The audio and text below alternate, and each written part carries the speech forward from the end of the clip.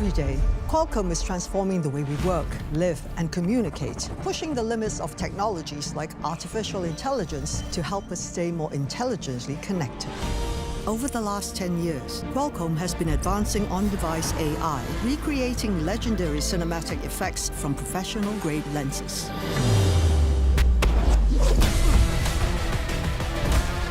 For movie-quality images that will blow you away. All right, everybody, that's a wrap. Keeping up with these quickly evolving technologies can seem daunting, but that's the power of AI. You don't need to understand it. It understands you. Welcome to the edge of possible.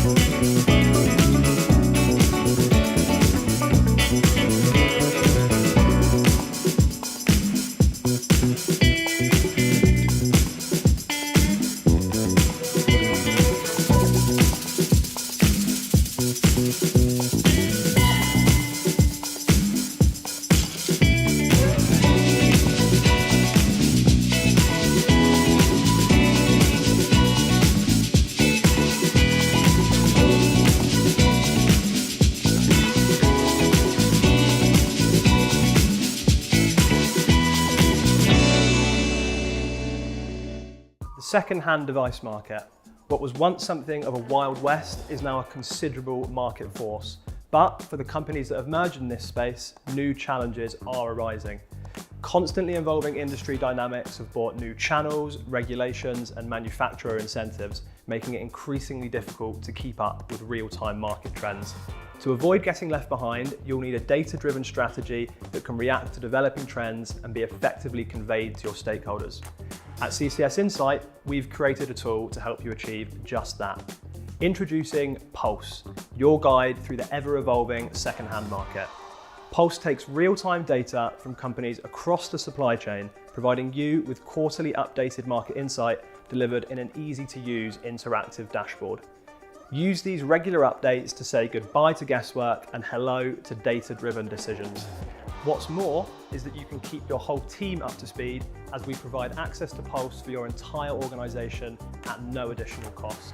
So, if you want to stay informed and stay ahead of the competition, get in touch and book a demo now.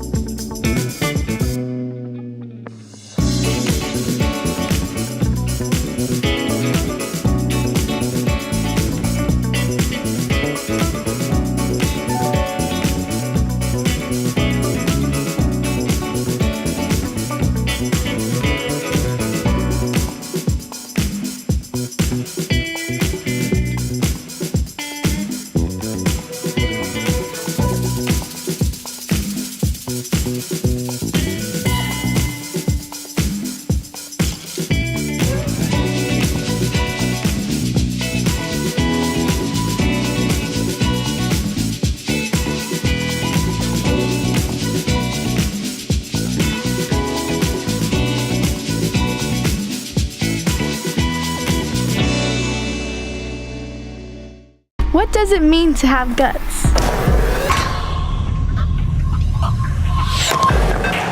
In Korean, they call it tuhan.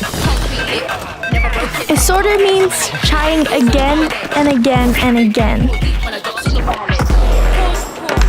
It's the guts to get you hyped. Or to turn nothing into something. It's never giving up until you get the shot. Yeah, that's it. It's about being you, no matter what they say.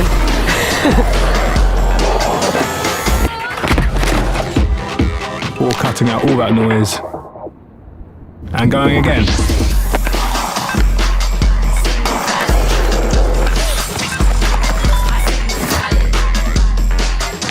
So what does it really mean to have guts?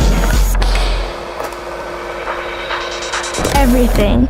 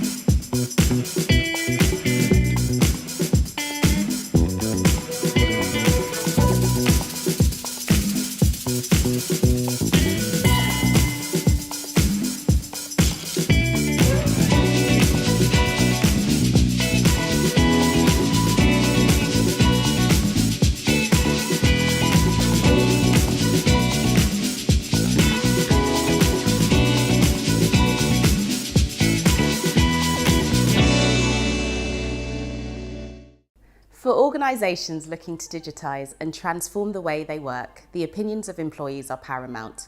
But to effectively guide decision making, it's important to consider a wide array of contexts. Internally produced surveys contain inherent bias, confirming only what your current team would be happy with. They won't reveal the secrets to attracting top talent, nor how your competitors are using cutting-edge technologies you may not have even considered. If you want to make data-driven decisions that are easy to communicate to other stakeholders, you'll need CCS Insights Employee Workplace Technology Survey. It's designed to provide a full picture of the ever-evolving demands of the workforces and their sentiments toward new ways of working. By covering a range of regions and industries, the survey grants you access to pertinent insights that you can rely on to make informed decisions. What's more, when you work with CCS Insight, you'll receive unlimited access to our expert analysts, enabling you to get it right every time. Get in touch with the team now to learn more.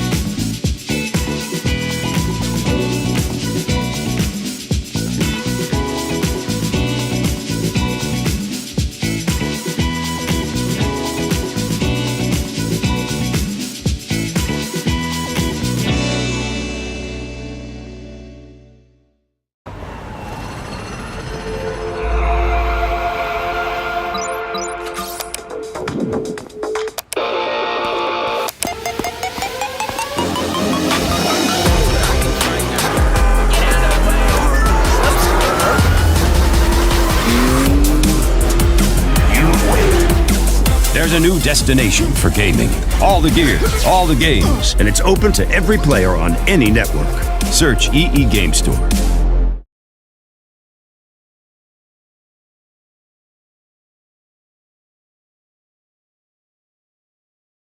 Hello, I'm Geoff Blaber, CEO of CCS Insight, and it's a pleasure to welcome you again to our annual predictions for 2024 and beyond event, the highlight of our year. Predictions is when we as an analyst firm look ahead and predict what will unfold in the connected world over the coming years based on the technology trends and market dynamics we see spanning our research. We have a fabulous, thought-provoking agenda consisting of sessions led by our analyst team, as well as engaging interviews with Samsung, EE and Qualcomm. A big thank you to all our sponsors. We've built the content into 3 sessions across 3 days, each being an hour in total. Each session is comprised of short, punchy segments that combine commentary from our analysts and insights from industry executives. Following your feedback last year, we've made the sessions more conversational, with an emphasis on group discussion where appropriate. Of course, our predictions will remain firmly front and centre. You can download a booklet containing the full set from our website. Day 1 is about personalised experiences. The team will explore a new phase in personalisation for digital consumers, spanning the smart home, connected devices, virtual and augmented reality. The session will look at changes in consumer behaviour and how new digital environments will transform the role technology plays in our daily life. We also have an interview with Marc Allera, CEO of EE, on the theme of new service environments for the digital consumer. Day 2 is focused on intelligence, sustainability and connectivity. We've seen an unprecedented explosion in activity, hype and coverage of artificial intelligence in the past year, and we'll look at this in detail. Our analysts will cover multiple angles around regulation, the pace of change and whether the next few years can deliver against the very high expectation that's been set. We'll then change gear and consider connectivity trends and the circular economy for smartphones. We also have an interview with Anika Bison, Marketing and Omnichannel Director for Samsung UK and Ireland, and that's on the theme of customised online experiences. Ben Wood and myself will close the day by holding ourselves to account. We'll consider some of the predictions we've got right and wrong in recent years. The third and final day is collaborative convergence. We consider the powerful combination of innovation in cloud computing, AI, virtualization, private mobile networks and beyond, and what this means for convergence in the enterprise. We're covering a huge amount of ground this year, and our hope is that we provide you with a broad and realistic picture of where, how, and at what speed change is occurring.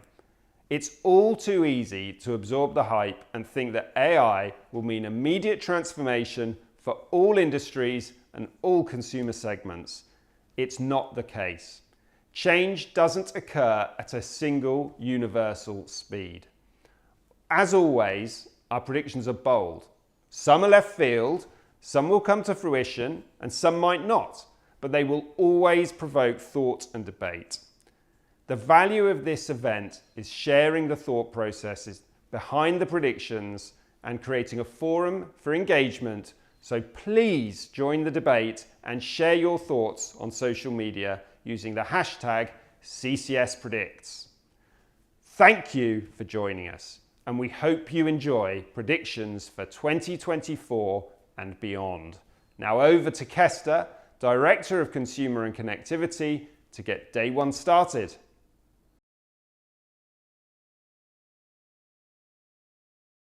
Hi everyone, and a very warm welcome to the first day of CCS Insights predictions for 2024 and beyond. It's great to have you join us once again. We kick off this year's event by exploring a new era of personalised experiences for digital consumers, empowered by the increasingly influential role of technology across all our lives. This encompasses future services including advances in smart home and virtual and augmented reality, combined with the latest devices and networks that underpin them. Across all of these areas, CCS Insight has a wide range of products and services that help our clients navigate the increasingly complex consumer landscape. After this introduction, I'll be joined by my colleagues Ben Wood and Parul Saxena to discuss some of the latest trends from our ongoing consumer research. Then, we're delighted to welcome Marc Allera, CEO of EE, to discuss the UK telecom market and share his thoughts on a few of our most pointed operator predictions. Ben and Leo Gebbie will then discuss our predictions for virtual and augmented reality, having been among the very first to put Apple's much anticipated Vision Pro headset through its paces in Cupertino a few months ago. Lastly, a group discussion between Leo, Parul and Kane McKenna will debate our predictions in smart home, wearables, health and well-being. It's set to be a fast-paced and engaging session, and to get the ball rolling, I'm going to share a few of this year's predictions on telecom operators and connectivity. So first up, by 2026, at least 5 European operators agree a partnership with a buddy operator from a different region. We're calling this trend telco twinning. It's a new wave of alliances targeting increased scale, product co-creation, shared learning and joint procurement. And it arrives amid growing questions about the relevance of European providers as their counterparts in North America and developed Asian markets steal the lead in network deployment. Already, we note a close collaboration between Deutsche Telekom and South Korea's SK Telecom, and this prediction envisages that that pairing becomes more formal as other similar tie-ups are announced. Next up, and one that's bound to turn heads. We predict that Google will launch a consumer broadband service in Europe by 2026. Google makes the move by agreeing wholesale terms with an existing provider rather than building its own infrastructure as it has done in the US. Part of the rationale is to boost sales of Nest smart home products and Google TV by bundling them with low-price connectivity. The service is initially small-scale and experimental, but closely monitored by the region's telecom operators amid concerns it could eventually evolve into a highly disruptive offer. Here's another prediction. By 2027, a US wireless carrier buys a leading US cable company. The motivation would be twofold. First, to push into converged services to unlock new revenue potential, and second, to respond to the cable company's steady progress cross-selling mobile through virtual agreements. Verizon and AT&T would be the likeliest acquirers, Charter Communications, Cox Communications or Altice USA their potential prey. By focusing more sharply on connectivity, US carriers are making a major U-turn after several ill-fated forays into adjacent markets. Notably, AT&T's disastrous purchase of Time Warner for $85 billion in 2018. A lighter one to finish, but one I'd rather like to see come true. By 2025, a connectivity performance rating is mandated as part of the sale of any property in a major European market. The legislation mirrors the UK's Energy Performance Certificate, which rates the energy efficiency of buildings. It follows reports that access to good connectivity is increasingly impacting property prices. The connectivity rating could, for example, include an assessment of indoor and outdoor mobile coverage by each network operator and the current and anticipated status of full fibre broadband. Well, I hope that whets your appetite for the session ahead. Ben and Parul are now going to join me to discuss the evolving consumer landscape and the latest findings from our ongoing research.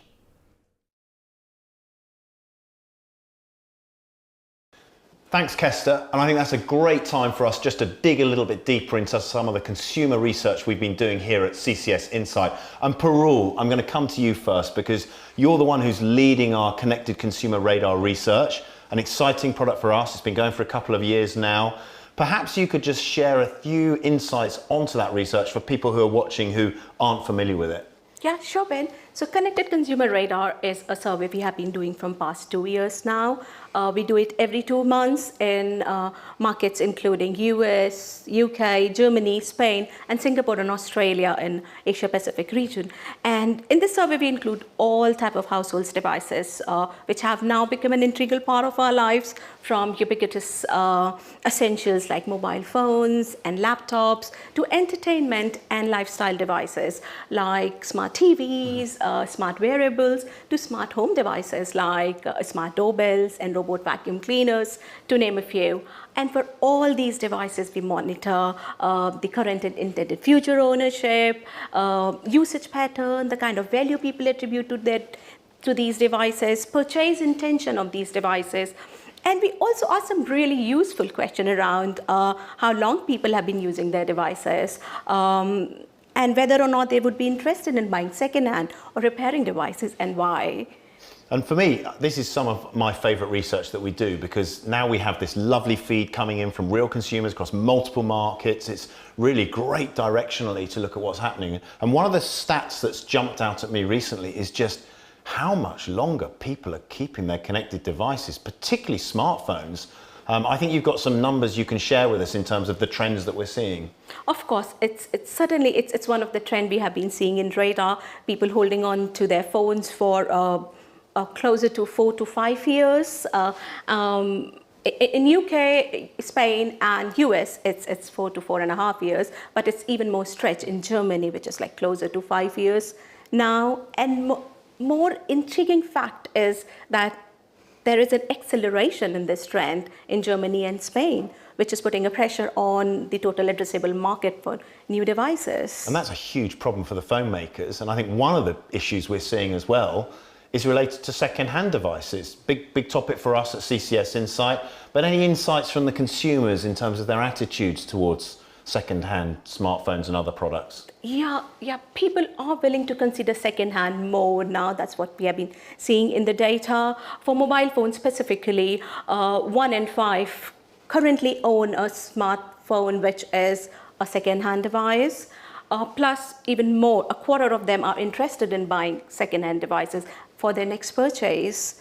So definitely a growing interest in second-hand. And an important part of that, of course, is trade-in, which we're seeing increasingly around the whole ecosystem of mobile phones, and perhaps particularly for telecom operators, which think about using trade-in as an important acquisition tool, maybe no more so than in the US. I've noticed some phenomenal deals there where operators are offering up to $1,000 for a smartphone to be traded in if a customer takes a long-term contract and signs up for a new device. So loads of momentum there. And also some in the UK as well. Some of our latest research over here shows that 25% of people say they've part exchanged or traded in a mobile phone with a company at some point in the past, whether that's an operator or a retailer. And 2/3 of people say that they're prepared to consider part exchanging their current mobile phone next time they come to buy or upgrade. So loads of activity in this part of the market. Yeah, this second-hand trend is palpable. I mean, we're going to see Simon and some other colleagues talking about that later during predictions. And it's a major impact. It's reshaping the market. And of course, you've got to drive the supply. So things like that $1,000 to hand a phone back, you can see the incentive. Very much an Apple phenomenon as well, which again, Simon will talk about. Another topic, you and I, Kester, over the last kind of few months, we've been getting a lot of interest from customers. You and I have been discussing it, and that's eSIM. Yes. And I think you've decided to put together a prediction on that this year. Maybe you could share that with us. Yeah, of course. Yeah, you're quite right, Ben. We've had a lot of interest in eSIM. We've tracked it very closely at CCS Insight over the past months, and we do have a prediction. It's a pretty punchy one as well. It's that by 2029, in a leading telecoms market, all new cellular connections are made by eSIM. And what does this mean? Effectively, it's the end of the traditional SIM card, the physical version, and of course the SIM tray, which of course have been around for many years in the mobile industry. What are the drivers behind this prediction? I think primarily the move last year from Apple to introduce the eSIM-only iPhone, and we expect other manufacturers, notably Samsung, to follow that move to accelerate their own eSIM strategies.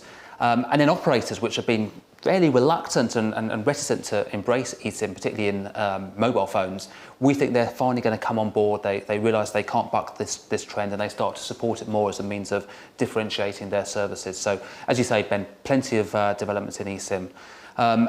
But as I say, it's one of the few innovations, right, in the mobile phone market. You follow this very, very closely, I know. Is there anything more exciting happening there at the moment, or are we still seeing this kind of plateau of similarity? Well, everyone knows I love phones. It's been a whole passion for me. I've made a whole career out of it. And I've got to tell you, it's a bit depressing at the moment. I mean, just winding back to eSIM, that is an interesting trend. Obviously, Apple doing that in the US market only. Let's see if they start rolling that out into other markets towards that 2029 prediction. But it's kind of Johnny Ive's dream come true, the minimalism on the iPhone, no ports, no doors to open or anything like that. And of course, that's a win from the kind of design characteristics, but also it's a big win for consumers because it means there's less points of failure. And that's going to play back into some of the things that Parul was talking about on second-hand devices, because devices are just going to last longer. In terms of the phones themselves, it's a pretty depressing landscape. Right. I mean, we are stuck with this kind of monoblock. The one glimmer of hope is the foldable space. Yes. And Samsung, of course, have been the market makers in that category with their two different designs.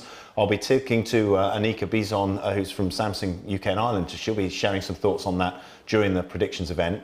And Samsung are the market makers. They're very much the people who have created the category, invested heavily, and others are chasing after it as well. The Chinese manufacturers really pushing hard with regards to bringing a big design diversity, and it's all because they want something that's different from Apple. Give consumers a reason to go to something else. Try and woo them away, but it's a tough ask. The other thing we're seeing though is a move towards manufacturers having an ecosystem of devices. And what do we mean by that? What we mean is not just the smartphone, which is your anchor product, but also a smartwatch, perhaps, that goes with it. Earbuds, other products. It could be a tablet, a laptop, whatever. And of course, Apple have absolutely cracked that. The vast majority of Apple owners have more than one Apple product, and it really, really locks them in. But equally, there might be a bit of pessimism in the smartphone space, but we are seeing growth in other areas as well. And I think, Parul, you're seeing in the radar data that there is some early cause for optimism around some of the smart home products. Yeah, sure. Let me start with Ben. All the consumers, they just love their product, love their devices like you do. And on an average, households own between 9 to 10 devices across all the markets. And there is an appetite to own more devices, more type of devices. So there is some displacement of funds happening. So people are willing to buy the devices they currently do not own. And smart home devices fits really well in that space. So more and more people want to buy smart home devices now. So if I give you a reference of Western Europe, in Western Europe, 2 out of 5 households own a smart home device already. Wow. Yeah, and more people are interested in buying more of smart home devices. And any particular devices that stand out in certain markets? Are you seeing certain things really resonating well? Yes, definitely. So in the UK, for example, smart doorbells, they're doing pretty well. They're highly adopted. Same in the US, I think, is that right? Same in the US as well, yeah, you're right.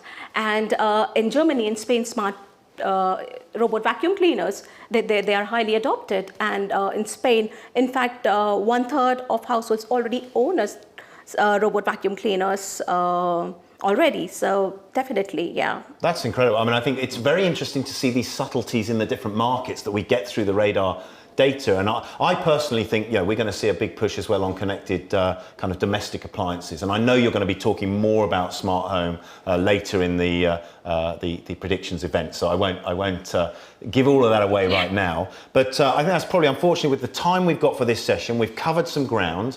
And I think probably the best thing now is to think about the fact that Kester, up next, you're going to be talking to Marc Allera. I am, yes. The CEO of EE. Looking forward to that. And of course, a lot of their big pillar is going to be around improving that total connectivity offering. And if people are going to have more and more connected devices in their lives, they're going to need to really make sure they've got great connectivity to make them all work well. So thank you both. And Kester, I'm going to hand over to you and your interview with Marc Allera.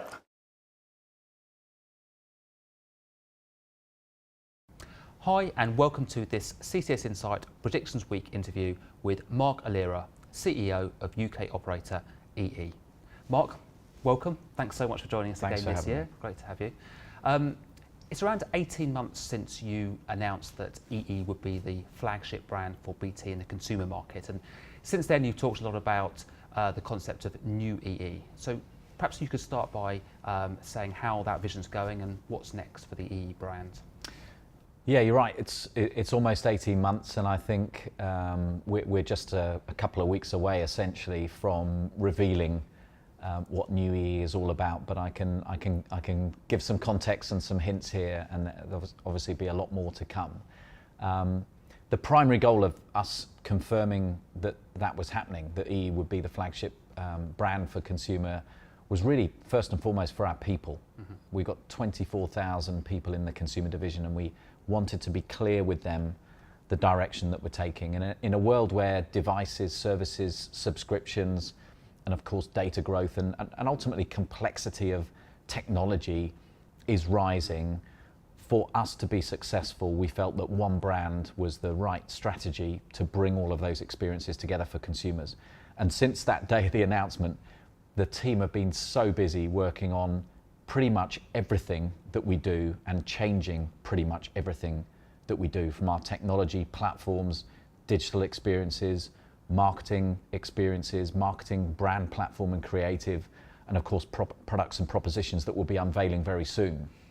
And I think the challenge that we're trying to address, I think, is not just specific to EE or BT. It's any telco, which is our service is used every minute of every day in more places with greater volume because of the huge demands that we're seeing of data growth from the stuff that we know today and the stuff that we know that's coming.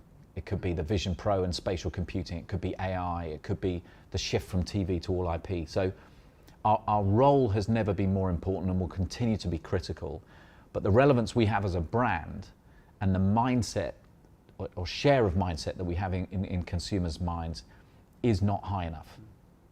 We don't have enough consumers with our app on the home screen, downloading it, clicking it, using our service, coming to our stores, coming to our call centres, speaking to us frequently enough. And what we've got to do is create more reasons to do that, more products and services that can help them do that and get a greater share of mind. And if we can do that, I believe we can have a much more successful business going forward, built off the really strong foundations that we have. And that's what New EE is all about, and we're very close to unveiling all of that. And it's a change in what we do, it's a change in how we do it, and it's a change in really fundamentally what I believe the role and relevance that we can have in the minds of the UK consumer. So very exciting, but it's the start of a long journey. Indeed, yeah, it sounds very interesting. And of course, we'll be keeping a very close watch on the announcements very soon. Yeah. Mark, I can't not ask you about the big development in the UK market, of course, this year, which is the planned merger between Vodafone and Three, two of your biggest competitors. Yeah. If that is approved, and of course at this stage it's a big if, but if it is approved, would that be a positive or a negative outcome for EE? Yeah, I mean, I think there's a huge amount of history that the team here and I have with mergers and integrations. I think we're largely done now, but obviously, we have to go back to Orange and T-Mobile coming together to create Everything Everywhere, which then became EE, and then EE becoming part of the BT Group family back in 2016, and all the work we've done on integrating there, and of course recently in the media world with BT Sport, creating a joint venture with Warner Media Discovery. So we've got a lot of experience of these. That they're great fun, but they're also really hard work and very complex things to do. I think we're a good example that shows you can deliver great service, innovation, and investment through an integration and a merger. So they can be good things. And I think generally, that's personally what I believe. Although it is really important, I think it's really important, and there's some big questions, of course, the CMA's got to look at in terms of the share of spectrum and network share arrangements that need to be looked at, because what we've got to make sure in this market, it stays competitive, that no one player has a disproportionately high share of the spectrum, for argument's sake, and a power base there. Yeah, absolutely. And I think we're certainly in for an interesting year or so with the CMA investigating that. So. You're probably delighted that you've gone through a lot of that pain already with the. It's nice to have it behind us. Let's say, yeah. Okay. Now listen, Mark, I want to run a couple of predictions by you this year. That's okay. Get your view on a few. So one is around the hot topic of eSIM. We've got a prediction that in one European market, at least one European market, transitions fully away from physical SIM cards to eSIM. And I wonder what your thoughts on that. And do kind of subscribe to a concept of accelerating eSIM? Because a lot of people are talking about that at the moment. Yeah, you're right. You're right. A lot of people are talking about it, and of course, a huge amount of that is going to depend on the device roadmap, isn't it? And which devices are eSIM capable, and how quickly you can get the penetration of those devices into the hands of consumers and businesses. I mean, I think the great thing about eSIM, I think about it not just about smartphones, and a lot of people just spend a lot of time thinking about smartphones and eSIM. But if you think of how many devices generally go out of the door from network operators or retailers that are unconnected, that really should be connected, I think eSIM can be it can help a barrier to entry that's currently a bit too high and a bit too complicated for consumers, to ensure that any laptop, tablet, smart home device, anything that you take either with you or have in your home can be connected more easily and more simply, and eSIM allows you to do that, because if you can just turn the thing on and with a very simple home screen as it fires up, click a connected plan, connect it to a network operator, then that device is connected, and you don't just force the consumer to connect to Wi-Fi, because that's not always the right solution. 5G is now so prevalent around the country. So I think it's a really good thing for a more connected world and a better experience for consumers using devices wherever they happen to use them. Whether it hits the timeframes that you're talking about, I don't know, and I think the question is, how do you deal with the legacy devices, because those devices aren't eSIM capable, so they're still going to be running old plastic SIMs until the customer migrates them. Yeah, that's a fair point, and of course there's a whole learning experience for consumers as well to go through to get to that stage as well. Okay, very good. Slightly more controversial one. We had a prediction that Google would launch a consumer broadband service in at least one European market by 2026, and I wonder what you think of that idea, and also perhaps more widely the notion of big technology companies maybe coming into consumer telco and becoming different competitors to some of the traditional ones. Yeah, I mean, we've been used to a incredibly competitive environment for so many years now, and there are so many different players that can come in and out of it. We've seen them all, from energy companies to very specific MVNOs and other players. So I think it's likely that there will be new entrants into this market, because it's reasonably easy now and the barriers to entry are lower to come into this market. But it's not an easy market to come in and be successful in, and I always joke, even we may have been doing this for decades, but it's still not easy even for us, finding the right solutions for consumers, proactively, reactively dealing with their problems. And I think most importantly that the heritage and expertise we have in security and protecting our network and protecting consumers. We have over 3,000 people in a team just working on cybersecurity and protecting the network and consumers and businesses from all of the different vulnerabilities that can be there, and the level of attacks that we can have and the customers have. So it's not an easy market to come into. I think the barriers to entry are pretty low, but we've got a lot of experience of dealing with lots of competitors. I think it's an interesting point on tech businesses and particularly the larger ones. I think they are under much more scrutiny now than they were before. There's a lot more focus on how responsible are they being in the management of their platforms and the experiences that are happening on their platforms and the data that's happening on their platforms. And regulation is increasing, or the spectre of regulation for them is increasing. And so what that does in terms of the reaction as a business that may create for them, and the areas that they may look to adjust and adapt to, I think is a really interesting thing. Telco's one area, but there could be the regulation may force them to change their business model and move into different areas. I don't know, and I don't know everything they're thinking, but I think it's possible. Yeah, okay, very interesting. Well, we'll watch that space, I think, on that one. We'll find out in the next couple of years. We will indeed. Nothing can be ruled out. Fantastic. Well, listen, Mark, it's that stage where I asked the question I always like to ask you. Have you got a prediction or two of your own that you can share with us this year? Yeah, a couple of things I've been looking at. I mean, we talk a lot of course about connectivity and networks. That's our core, but we're increasingly getting involved in the world of gaming.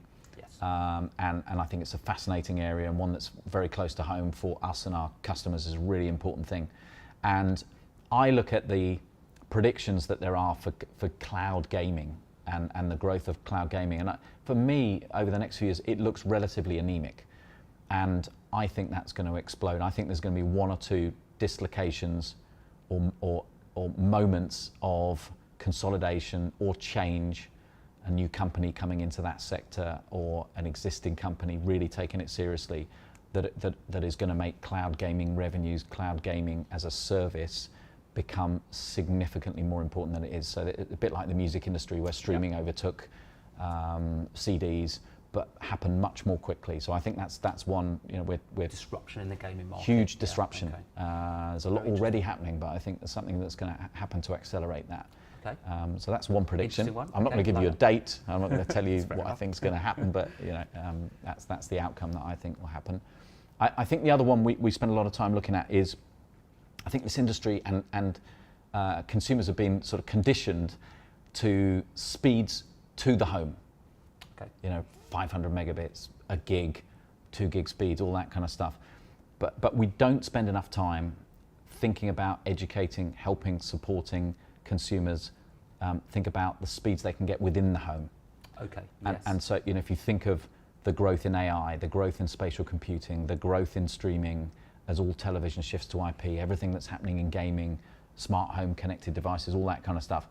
I think the focus in the home for consumers and the speeds they're getting everywhere and the solutions that we can give them to ensure that the access speed coming into the house is then reliably distributed throughout the house is going to be something that's going to get a lot more focus from the consumer's mind, and the industry needs to change the way we think and talk and educate consumers about that as well. Yeah, well, I totally agree on that one, and I think that's something that I personally would like to see as well. I know Ofcom has been looking into that a little bit in terms of some of the definitions of fibre and articulating what services mean. So, okay, 2 great predictions, Mark. Thank you very much indeed. Really appreciate your time. It's always a privilege to have you on Predictions. So thank you for sharing your thoughts again this year. Thanks, Kester. Pleasure. And now we'll move on to the next section, which is a discussion between Ben and Leo about virtual and augmented reality, and they'll be sharing some of their thoughts on the latest Apple Vision Pro headset. So make sure you stay tuned.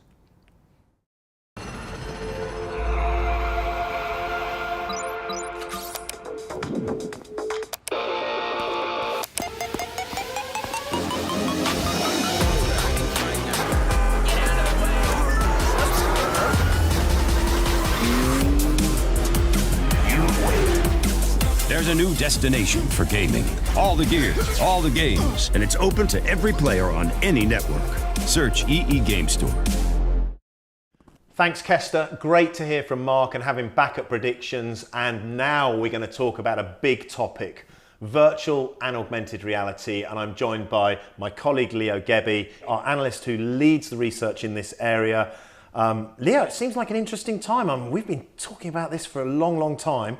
Could you give us a bit of an update on where we are with virtual and augmented reality? Yeah, absolutely. And I think you're right to say we have been talking about this for a while. It's a topic that comes up at Predictions every single year. We have had a lot of predictions about virtual and augmented reality and kind of together extended reality because it's always been a topic that's driven a lot of interest. There's always been this suggestion throughout the technology industry that extended reality could be the next computing platform after the smartphone. And that's why it's always felt like such a big thing we have to talk about. And I think virtual reality has been something we've been able to predict more specific things on because we've had devices and hardware reach the markets. We've been able to talk about specific device strategies or content and the way that these things might impact our lives. Whereas augmented reality has always been a little bit trickier. And I think one of the key reasons for that is actually just because these devices have been really, really hard to build. I mean, by now, we'd actually predicted in the past that we might have seen devices from companies like Samsung and Meta by now, and we haven't yet. I think that speaks to just how difficult the engineering challenges still are in terms of building augmented reality glasses. But we are in a space right now where virtual reality is it really feels like it's starting to mature a bit. So I don't know whether it's a dangerous thing to say because, as you said, we've been talking about this technology for a long time. I can cast my mind back to the early efforts, some of the very basic VR headsets we tried. But it does kind of feel to me like we're at a bit of a tipping point. I mean, we've seen Apple come into the market, Meta are spending a ton of money, they don't give up. Do you think we are at a point where something could now happen and it could go from those few million units to something more substantial?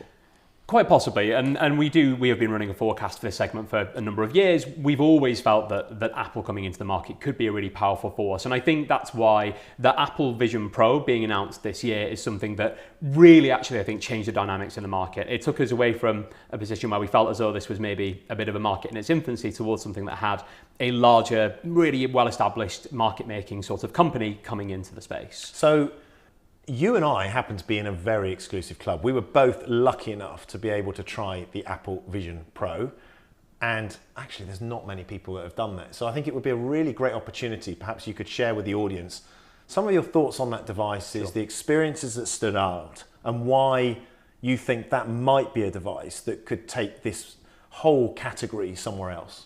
Sure, I think there's, as you said, a lot been written about the Apple Vision Pro. A lot of people have seen the video, but I think there really is something in trying this device. I mean, I've tried dozens of headsets over the last couple of years, and I know you have too in the time you've been covering this segment overall.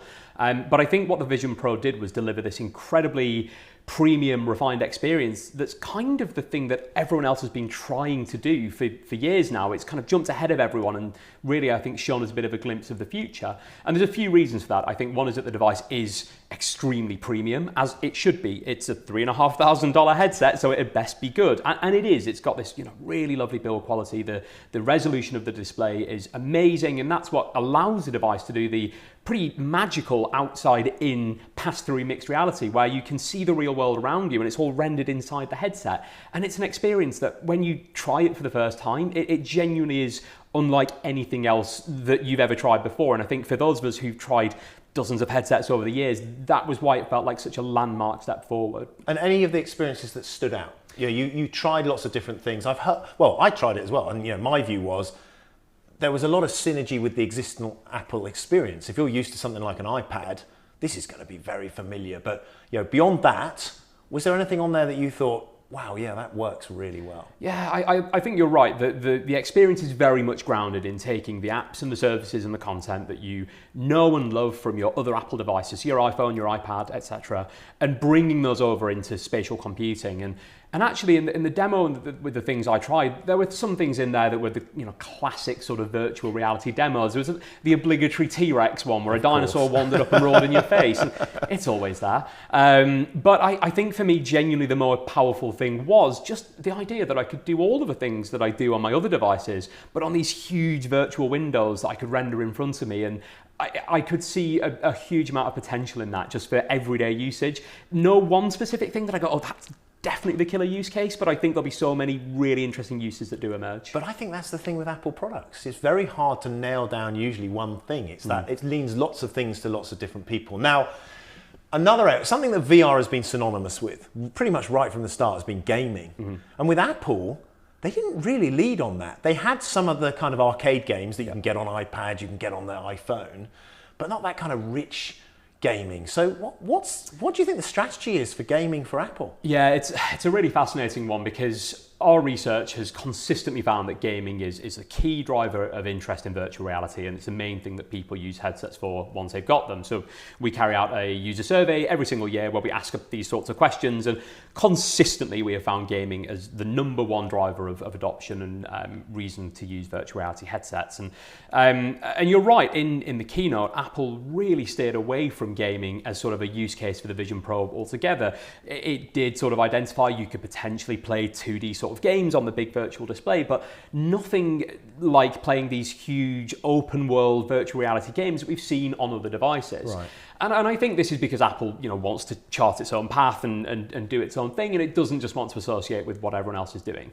However, I do expect that in future iterations of the Vision Pro, or whatever that line becomes in the future, it's going to have to embrace gaming at some point. Now, one of the challenges is that because it doesn't have controllers, that will be a struggle. You can't port over games that use complex controllers and just say, oh, just use gestures, because that just won't work. Okay. So for that reason, we actually do have a prediction, and that is that Apple will add support for third-party controllers to its spatial computing devices by 2026. That's interesting. Now, another thing that's going on is that we've got these big players. We've got Apple in there. We've got Meta there with the stuff that they're doing. But it doesn't feel like it's plain sailing for everybody. I mean, I think it's been quite a challenging market, and there are people who are struggling. So What's your outlook on the market beyond those players? Yeah, I mean, it's interesting. You name check Meta as kind of, okay, a big player in that space at the moment, but I mean, Meta's a company that's had a hugely turbulent couple of years. I mean, within the virtual and augmented reality market and beyond, you know, let's not ignore the fact it's a huge company with many other interests beyond extended reality. But I mean, in this segment, if we think back to predictions a couple of years ago, you could not move for the metaverse. You know, this was the topic. This was going to metaverse almost. Peak metaverse. Like, you know, it was going to redefine your life. You were going to spend hours of your day in the metaverse, and everyone was climbing over each other to talk about it. I mean, Facebook rebranded as Meta so that it could be the metaverse first company, and you had other big tech companies like Microsoft, for example, jumping into this conversation. Yeah. They were really keen to talk about the metaverse, but then it really felt as though as Meta went through more difficult periods as a company, and as it became increasingly difficult for it to make money from extended reality, as we've seen in the performance of its reality labs, that actually the metaverse just became this very problematic term. I mean, Meta has invested billions of dollars here without really making any serious money in return. And I think that's spooked a lot of other companies. We've seen other big tech leaders back away from talking about the metaverse. We predicted in the past that Apple would not touch the metaverse with a barge pole, frankly. And it chose to go down its own path entirely. So for that reason, we actually are predicting that the metaverse becomes a term used only by Meta for its first-party experiences by 2025, and that no other companies actually continue to use that term. That's an interesting one, but I think, you know, I can imagine that happening because you're right. I think metaverse has become a bit of a kind of, you know, difficult terminology. Yeah. We've seen people pulling back from it, but also the market is looking encouraging. So we've kind of had that, but it's also starting to potentially look congested. So, as I said, Apple are in, Meta are in. What about the others? You know, Samsung surely have to be a player here. What's going on with them? Yeah, I mean, Samsung are absolutely going to be, and they confirmed earlier this year that they're working with Google and with Qualcomm to build an extended reality device, and that it will be launching at some point in the future. And it's interesting because Samsung has been in this market in the past with the Samsung Gear VR and the Odyssey headset, and then it sort of disappeared from it, and now it's hinting that it's going to come back, but the timing is interesting. It sort of made this announcement early in the year, potentially even to try and get ahead of the Vision Pro, but has nothing to show for it just yet. And we still don't know when that's going to land. I mean, there's rumours it might be towards the end of next year, but I think that puts it in a really interesting position because for Samsung, it's going to be coming in after the Vision Pro.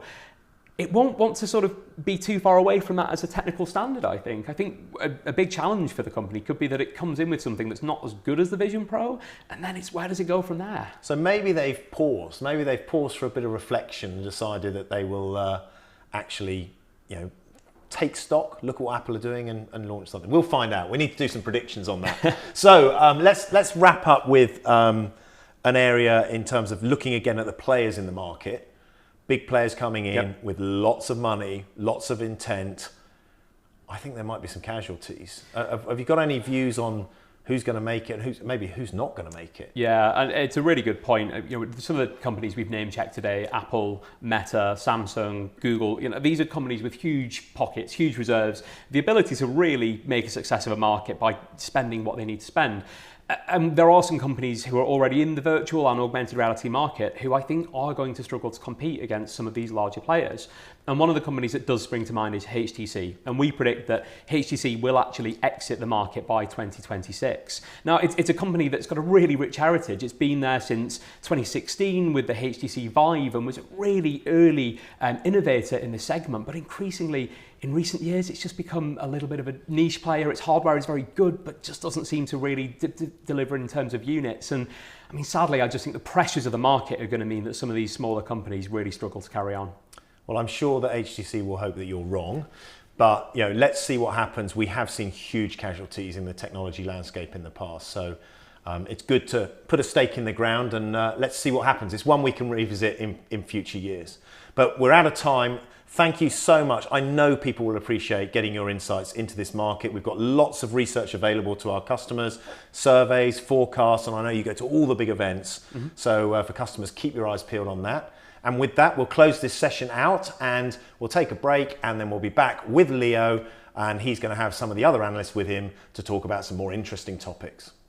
The private mobile network landscape is lucrative and evolving fast. New go-to-market strategies, a maturing solutions ecosystem, and niche adoption drivers are making it harder and harder to keep up with real-time trends. To avoid getting left behind in a market that's going from strength to strength, you'll need a data-driven strategy that can react to the market's rapid evolution. At CCS Insight, we've created a tool to help you achieve just that. Introducing Pulse, your guide through the dynamic private mobile network market. Presented in an easy-to-use and interactive dashboard, Pulse provides you with quarterly updates of market insight, ranging from high-level industry KPIs to granular data on deployment models, industries, regions, and much more. Use these regular updates to say goodbye to guesswork and hello to data-driven decisions. You can keep your whole team up to speed as we provide access to Pulse for your entire organization at no additional cost, making it easy for you to report to stakeholders and refine your strategy. So if you want to stay informed and stay ahead of the competition, get in touch and book a demo now. Welcome back. So in this last section, I'd like to turn the conversation towards a topic that we call ambient computing. And this is something that's cropped up quite a few times at Predictions over the years. It's all to do with the ways that technology can quietly work in the background of your life to make things easier, to help you be healthier, and maybe even save you money. And there's a couple of key areas of technology that I'd like to touch on today as part of that conversation. One is smart home and the other is wearables. And to that end, I'm actually joined by a couple of colleagues today. We've got Parul and then also Kane, who leads our research into wearables. And thank you both for joining. So Parul, I know that you've already spoken today about your research in the connected consumer radar, but smart home is a big focus topic in that research. And could you just tell us a bit about some of the trends in that space? Certainly, Lewis. So during my discussion with Kester and Ben, I mentioned the fact that people just love all their devices, but smart home category is one category which we have started to see is getting a lot of interest now. So in Western Europe, if we talk about, more than 2 in 5 households already own a smart home device, and Spain leads the way with 50% of households owning a smart home device, and UK and Germany is not far behind with 1/3 of households owning a smart home device. Now, the penetration of these devices across market differs depending upon the availability, the awareness, consumer behavior, but the devices which are more popular in one market has the highest propensity to buy again, or for higher propensity for intended future adoption. And the reason behind this is smart home devices are not luxury anymore. They serve practical purposes.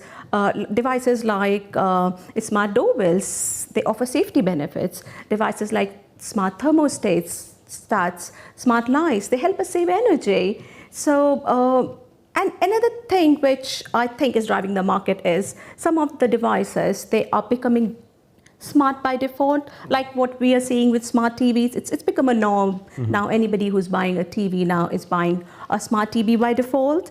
And I actually have a prediction related to this. 50% of Western households will have at least one smart home device by 2026. Okay, that's really interesting. And yeah, it does feel as though, as you said, there's been so much growth of the smart home as a category. Kane, I know you were recently at IFA in Berlin, and I mean, you were covering all things smart home at the show, right? Yeah, indeed it was. Yeah, I spent 3 days walking around Berlin, checking out all of the new products in that area. And one of the things that really stood out to me was the proliferation of brands communicating that they had products that were compatible with the Matter standard. And I think that's something that's really key to getting to that sort of penetration rate that we're expecting, is that consumers need to have confidence that if they're going to buy their smart doorbell from one brand and their smart lights and their smart switches from another, that all of them are going to be able to talk to each other on one ecosystem. And that leads me to a prediction we have in this space, that we believe that by the end of 2025, there will be over 10,000 Matter-compatible smart home devices. Okay, now it's really interesting. We, as you said, we've seen this proliferation of standards, everything needing to work together, and this has been a big part of the story over the last few years for definite. I feel like another big topic over that time has also been to do with kind of charging and the way that smart homes can be more intelligent in helping your devices charge at the right time and so on. And this has always been an area I found really fascinating, because there's a lot of potential benefit for consumers here, right? And again, was this a topic this year? Yeah, definitely. I think one of the big things that's always on the sort of smart home agenda is sustainability. And one of the highlights from the weekend was a company called Tado, who, in partnership with another company called Avatar, have started offering really dynamically priced energy tariffs, so down to sort of an hourly rate. And what that allows you to do is, in conjunction with smart home devices, you can choose when to draw energy from the grid. So, obviously when it's at the cheapest rate. So if you've got an electric vehicle, you can charge it when energy is its cheapest. If you've got a heat pump, you can preheat or pre-cool even your home when it is at the cheapest. And in some cases, we're even seeing people getting paid for drawing energy from the grid when there's an overabundance from renewable sources, which leads you on to the other benefit of these sort of tariffs.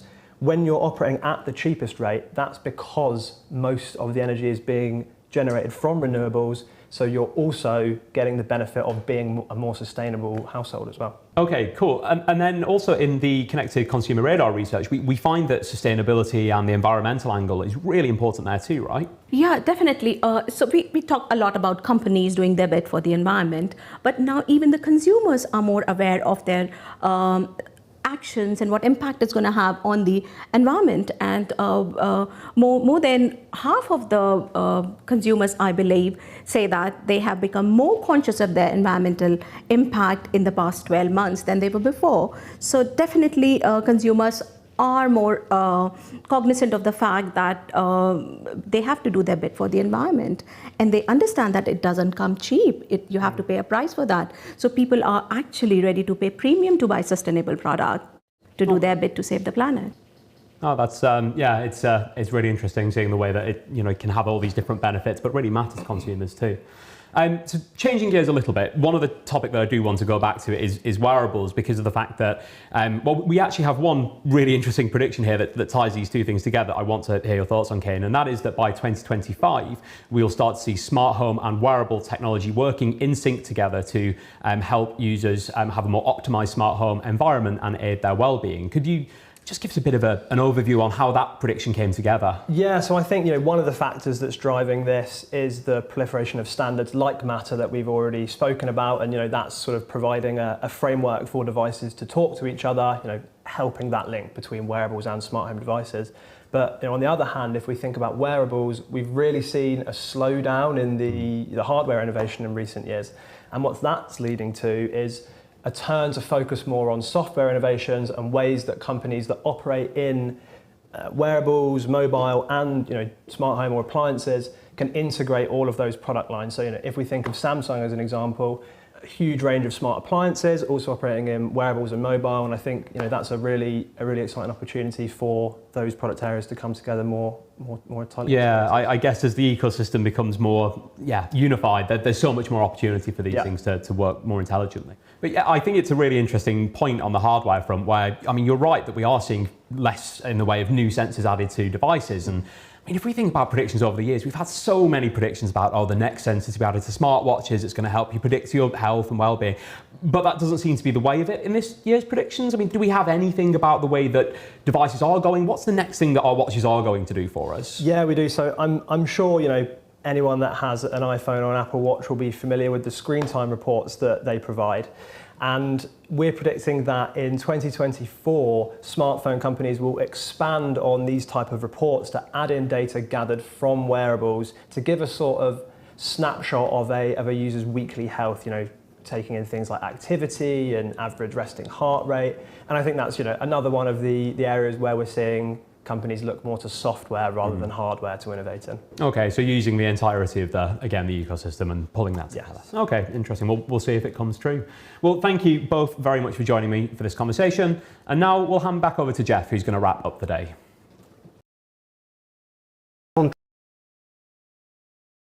So that draws day one to a close. We hope you enjoyed it, and it gave you a sense of how significantly and at what speed technology is transforming consumer experiences and our daily lives.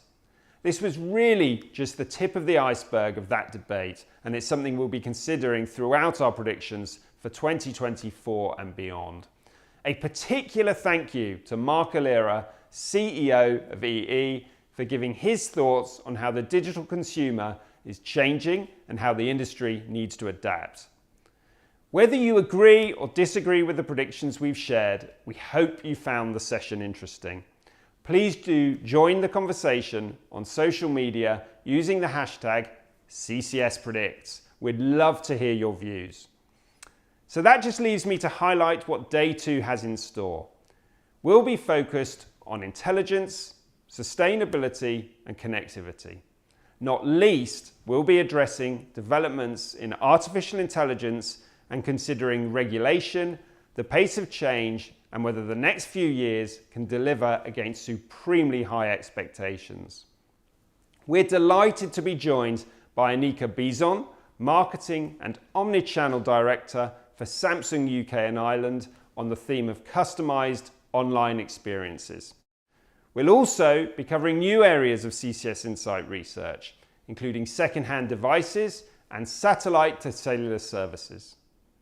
Thank you for joining us today, and we hope you'll do so again for day 2 and 3 of predictions for 2024 and beyond.